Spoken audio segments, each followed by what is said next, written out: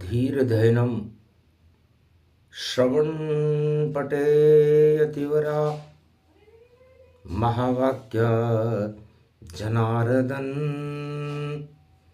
सच्चिदानंद त्वं शरणं ब्रजेश। यादवेन्द्रं दयादाता पुंडरीक्षा क्षीरसागरशयनं कमलनयनं नमस्तुते नमामि श्रीहरि। धैर्य से जिसको धारण किया जाता है, कर्णपटुओं से जिनका पान किया जाता है, ऐसे सच्चिदानंद भगवान श्री यादवेंद्र सरकार को मैं नित्य ही चिंतन करता हूँ, नमन करता हूँ। जिनको नमन करने से मंगल आदि मंगल तो हो ही जाते हैं, साथ ही में बहुत बड़ा बल मिलता है मनुष्यों को। ध्यान में मेरे सदा श्री कृष्ण के चरण रहे, हम पांडव नंदन भारत में सदा कृष्ण की शरण रहे। श्री कृष्ण कृपा का हाथ रहे, जीवन में सफल प्रभात रहे,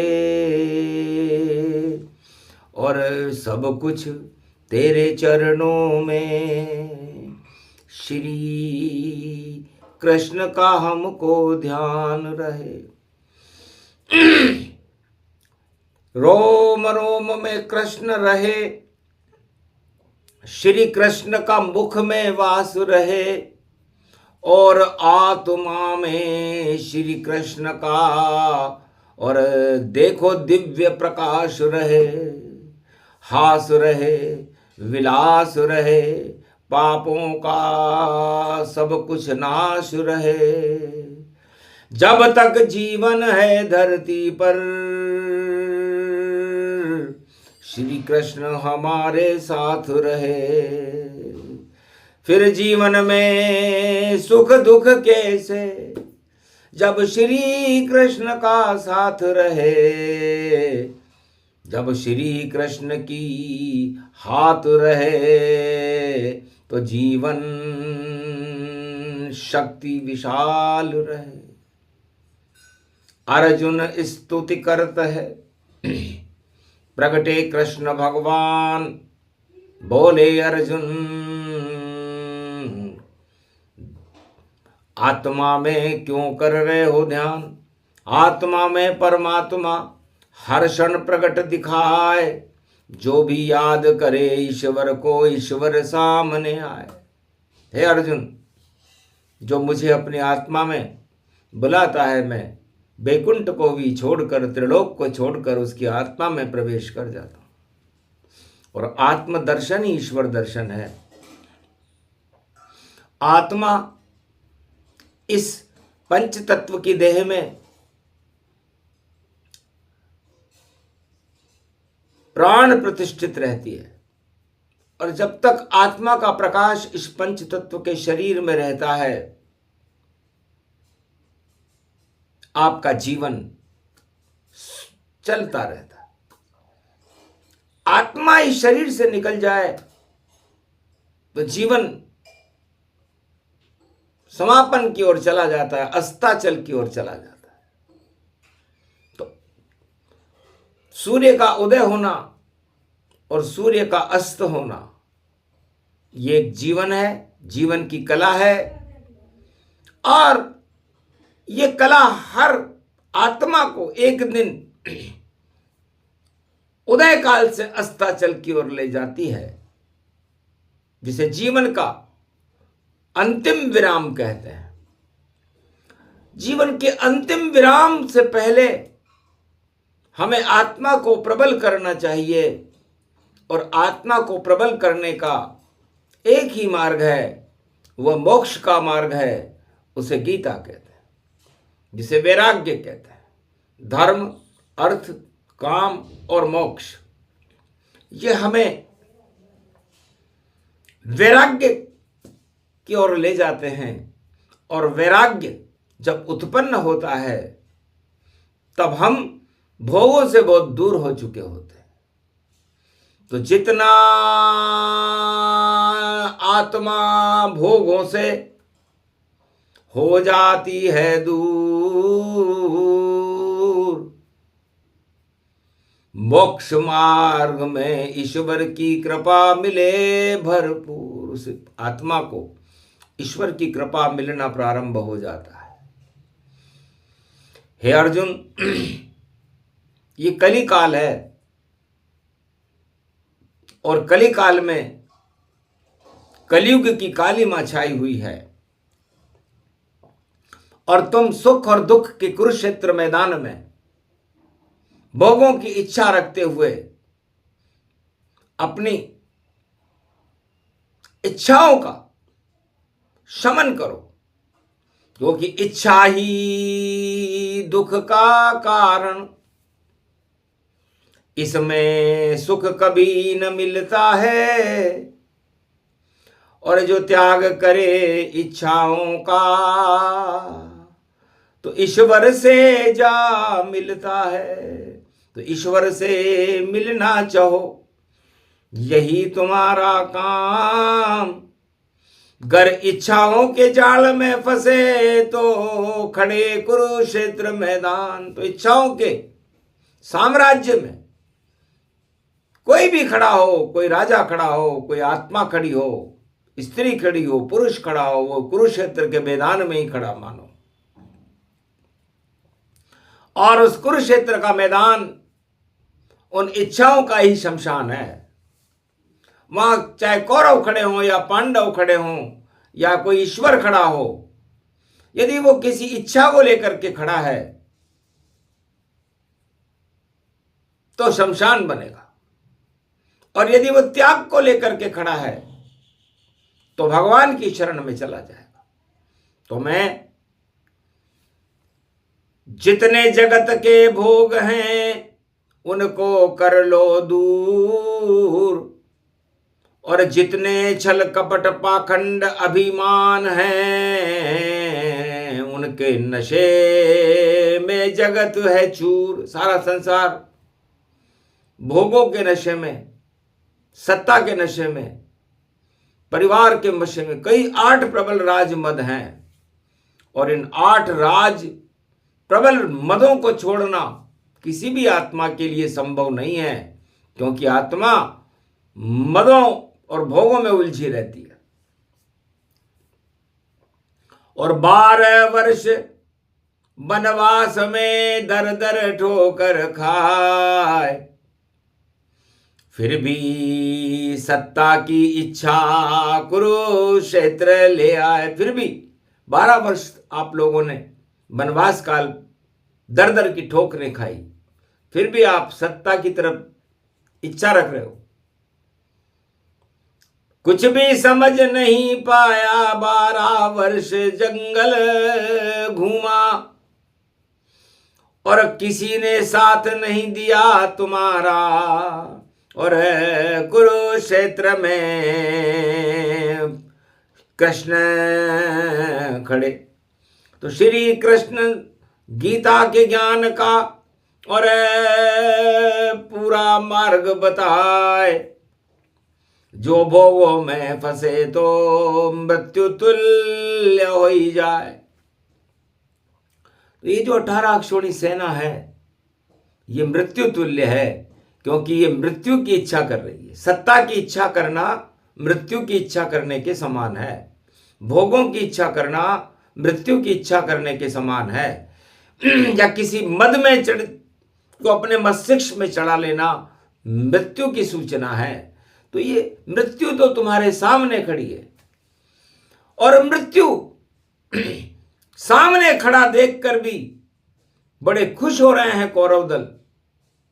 और पांडवों, तुम इसलिए खुश हो कि तुम्हारे सामने भगवान कृष्ण खड़े हैं। तो यही योग है। योग प्रबल बल व्यापक पावा, और पूर्व जन्म पुण्य उदय हो जावा। पूर्व जन्म के आपके पुण्य है, इन पुण्यों का फल आपको मिल रहा है। संसार के भोगों से तो आपको दुख मिला, 12 वर्ष का वनवास मिला, सत्ता से त्याग मिला, अपमान मिला। इस सब को छोड़ करके जब आपके पुण्य काल उदय हुए, भगवान की आपने भक्ति की, तो हम शरणम ब्रजेश मंत्र का जाप किया, तो आपके सन्मुख भगवान कृष्ण खुद खड़ा हुआ है और आपसे पूछ रहा है कि हे पांडव नंदनों, आप क्या चाहते हो। और आपकी चाहत युद्ध में विजय करने की है, और कौरव वंश के सामने 18 अक्षौणी सेना, सत्ता का मोह और सारा परिवार खड़ा हुआ है। सोचो, सब कुछ सारहीन जग पावा, और मृत्यु निकट बुलावा आवा। एक पल में ही सब नष्ट हो, और चले न आगे जाए। कुरुक्षेत्र मैदान में सब कौरव मर जाए। नहीं कोई राजमहल की सत्ता, सत्ता स्वप्न समान, और सपने में भी नहीं मिले कौरव को भगवान। सपने में भी कौरवों को भगवान मिलने वाले नहीं है, क्योंकि जो राजा सत्ता के जाल में उलझ जाता है वो भगवान से बहुत दूर हो जाता है,